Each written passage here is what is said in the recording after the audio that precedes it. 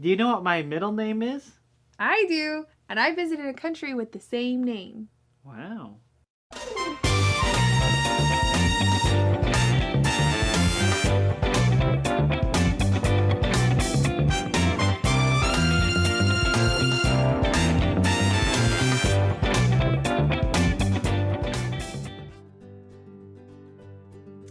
Hello, welcome to Around the World with Joshua and Alyssa, and it's good to have you here with us again. And Alyssa is going to tell us about what today? Jordan! So we did 2 weeks talking about Dubai, but I was only there like 24 hours, maybe. So I didn't have enough to do like a full 5 weeks. So now we're going to spend a few days talking about Jordan. Okay. So I want to show you some pictures of when I was there. One of the first places we went when we got to Jordan was to Mount Nebo. Do you know the significance of Mount Nebo? And is that where Moses was? Yeah, it was. So supposedly this is the last, as far as Moses could get close to the promised land. Oh, okay, that's right. So he just got to look from here to see where the rest of the Israelites who hadn't disobeyed God would get to go to the promised land. So this is where he died too. Yes, and they don't know, like nobody really knows where Moses was buried, and they still haven't found anything that would be like a tomb, but they have this spot kind of memorialized as this place for Moses. And it is in Jordan. So not in Israel, but it's just kind of across the river basically from Israel.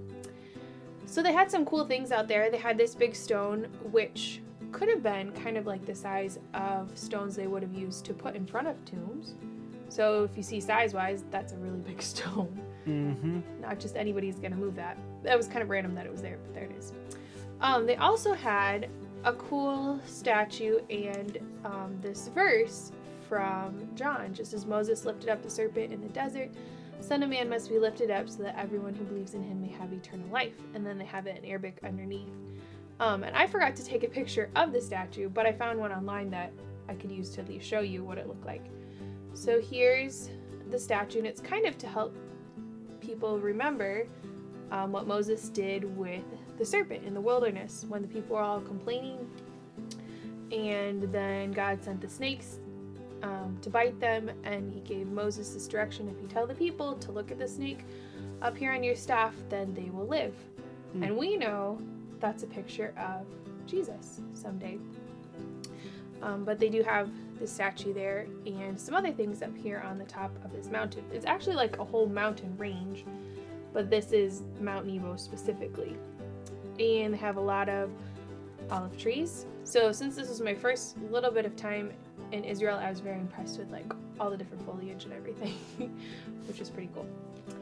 This is looking out over the valley from Mount Nebo, so probably what Moses would have seen, and it looks very dry, which is really interesting because Jordan and Israel share a lot of borders, but once you cross over from Jordan into Israel, all of a sudden there's a lot more green. And I don't know if it's like the way that they've irrigated better or the way that God's just blessing the land for the people of Israel.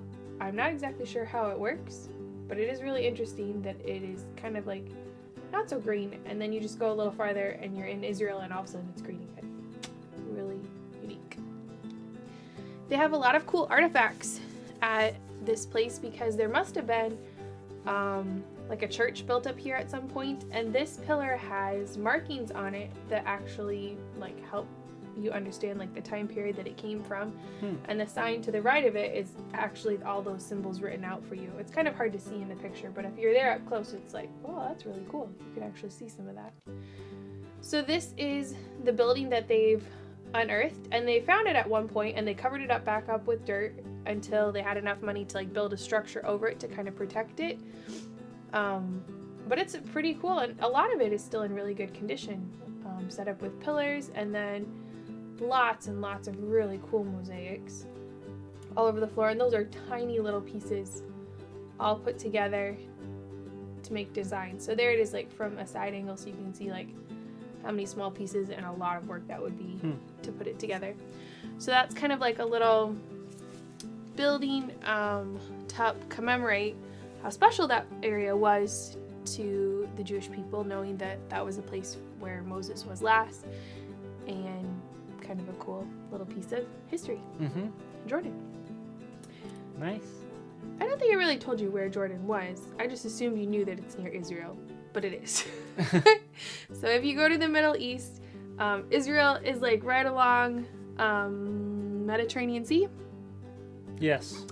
And then Jordan, if you're looking at the map, Israel's here, and then Jordan would just be to the east of it. A little bit. Right? Yep. Right on the other side of the river. Basically. Okay. Just like the Jordan River. Yep. I have some more story today. So we left off with quite the cliffhanger of Lucian getting upset at Annette and how she had told on him to the teacher, so he wanted to get back at her, and how he held Danny's little kitten over the side of the cliff, and the kitten scratched him and he let go.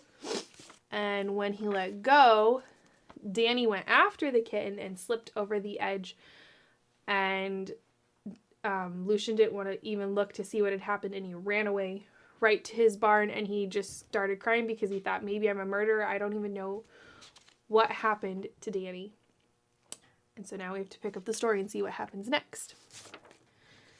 So back at Annette and Danny's house, the grandmother was mixing up a salad of dandelion leaves, because in Switzerland they were kind of like a normal thing. Come springtime, you could just pick lots of dandelion leaves and use them kind of like a salad. So she was mixing them up, and she was getting really sore, and her body was very tired, and she was trying to do her best to keep working, but she still didn't feel all that great all the time, and she felt very tired, and she thought, well, maybe if I mix them up real quick, I'll just sit down and just close my eyes for a minute, and then it'll probably be just a couple minutes, and then we can be getting ready for supper. Well, she didn't realize how long she had been asleep, and Annette ran in and she said, Grandmother, have you seen Danny anywhere? And the grandmother said, well, he went out to pick some flowers a while ago. And she looked at the clock and she realized how long it had been since Danny had gone to pick flowers. She said, hurry, Annette, you and your father need to go look for him. Go call all over, see if you can find him. And Annette left with her father right away, and they began to look all over the hillside. And Annette knew, her father didn't really say much, but she knew why, because it was really dangerous in springtime. You never know when there could be leftover snow that would come sliding down the slopes and turn into a mudslide, or when water would just come rushing up over the edges of the rivers. Things would be slippery. There were all kinds of terrible, dangerous things that could happen in springtime. And they were both really nervous, and they didn't know what to do. And they just kept walking around and calling for Danny. But back at their little cottage, grandmother began to pray, and she asked God for his peace, and she asked for him to help find Danny. And as she was praying, she felt like she could almost imagine like Danny was just walking along, and almost like there was somebody protecting him. And she just felt at peace that God was looking out for Danny no matter what was going to happen. But she still kept praying while they were out there looking. Well, after a little bit, Annette said, what if Lucian has something to do with this? Maybe he knows what's going on with Danny. I'm going to go find out. And she took off running toward Lucian's house. When she got to Lucian's house, she called into his house, Madame, for his mother. Have you seen Lucian? And Lucian's mom shook her head. No, but maybe he's going to be out in the barn getting ready to do his milking. He was out playing for a little bit, but maybe that's where he is now. And Annette ran off before Madame even finished, and she wondered what was going on, so she followed Annette to the barn. And Annette got into the barn, and when she got to the door, she listened, and she could hear her crying, somebody crying. And it was Lucian. She found him in the haystack, and she shook him. Lucian, what do you know? Where's my brother? Where's Danny? It's not my fault. I don't know, said Lucian, and he kept crying and sobbing into the hay. And Annette said, you do know. What do you know? You have to tell me. And she turned to his mother. You have to make him tell me something. We have to know what happened to my brother. And his mother held him up by the shoulders, and she said, Lucian, if you know something, you need to tell, or the police are going to have to help make you tell. And Lucian swallowed hard, and he said, well, I think think he's dead. And Annette's face got really white. She couldn't believe Lucian had just said this. You have to show me where, she said. And Lucian didn't move, and his mother said, you have to. You have to show them where you think this happened, or the police are going to make you. And Lucian took off running toward the meadow, and he got to the edge of the cliff, and he pointed to the spot, and he said, Danny fell over the edge of the cliff, and I'm sure he got washed away in the water down there. And immediately, Annette's father ran over to the edge, and he noticed something everybody else had missed when they looked over the edge. He noticed a little something white, and it was the little kitten. It was Claus. So he tied a rope around himself and secured it to something at the top of the ravine, and he lowered himself down, and he shouted out in excitement because he had found Danny on a rock farther down, but Danny's leg was all bent underneath him, and he couldn't get up, and Danny was a little sad, and his father got down there and he held Danny close, and Danny said, oh, but what about my kitten? Have you seen my kitten? His father said, I saw it first. That's what helped me come down to look for you. We'll pick it up on the rock a little bit higher up as we keep going. Well, they picked up the kitten, and father stuck it in his pocket and then carried Danny back to their house. And basically, Lucian was forgotten about all the way in the back as everybody was walking together. But he felt very miserable. He walked home and he just went right to bed. He just felt awful about what had happened. When they got home, they cleaned up Danny and they bandaged up his leg and all sat down to have some supper together. And father read a story from the Bible about the Good Shepherd and how Jesus takes care of his sheep and how he looks out for them. But Annette wasn't even listening. She did not want to listen to what father had to say because she just wanted to think about how she was going to get back at Lucian. Look at what he had done. He had hurt her brother. This was awful. She was just letting those mean thoughts take over her heart. And she didn't even listen when grandmother was talking about how God wants us to do what's right and how he wants to forgive us of our sins. And we just need to ask him, and then he can be our good shepherd too.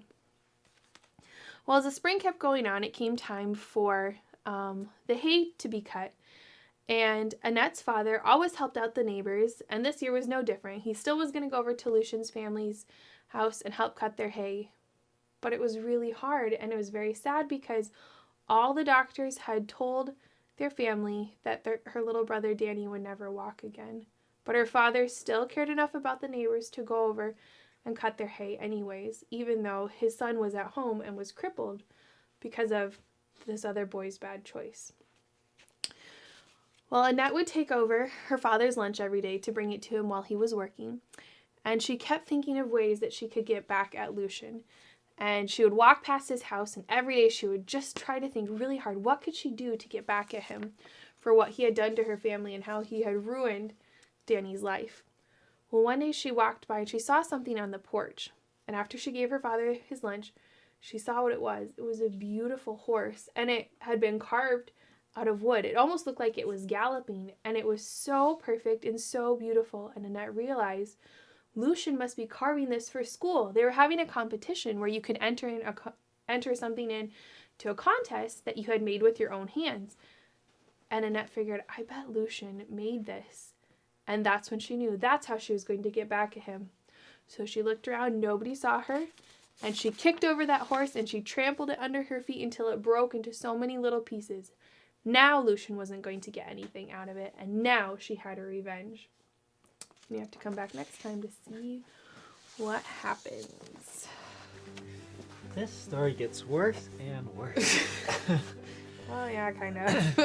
Okay, well, let's move on, and we are going to tell you, actually, before I say it, we don't have anything hidden today, right? We do. Oh, then it must be really well hidden, because I didn't You find can't it. even find it? Okay, well, hopefully you find it, because I can't figure out what it is. Oh, Anyway. I did a good job. You did. Okay, so today we are going to look at David and Glorianne Levy, Alyssa's parents, because I don't think we actually have covered them since, like, February or March when they came on and did it live for us. They've been on live, but I don't know if we've got to talk about them for a long time. Yeah. It's true. And so we're going to do a little year-end review of their ministries this year. We're going to do that with a few missionaries coming up, just telling you about their 2021. And so in case you forgot, here is a picture of them again. Mhm. Nice picture that Alyssa took. Oh, thank you. And so they are praising the Lord for several opportunities to represent good soil and to share the ministry, and even more than that, to teach people how to do a better job of evangelism and discipleship this year. They represented good soil and taught people in 12 different states. Oh. So we're going to look at that list of states in a few moments here. Or 8 different states, sorry. 8 different states, but 12 different good soil trainings. Oh, okay. And this is when they were at Men for Christ, or when he was at Men for Christ back in March. He got to share a couple workshops there. This is the training that they did in Stillwater back earlier this year that we got to help with. Mm-hmm. And they're also really thankful. One of the highlights for them was being able to do 4 good soil trainings along with us. Mm-hmm. And so that was a really neat opportunity for us and fun for them. Here is the one we did in May down in Arizona. And there's a picture of Alyssa helping translate for this one. And here's another picture of Mrs. Levy at that one. In June, Alyssa's dad represented the ministry at the GARBC conference in Illinois. Yep.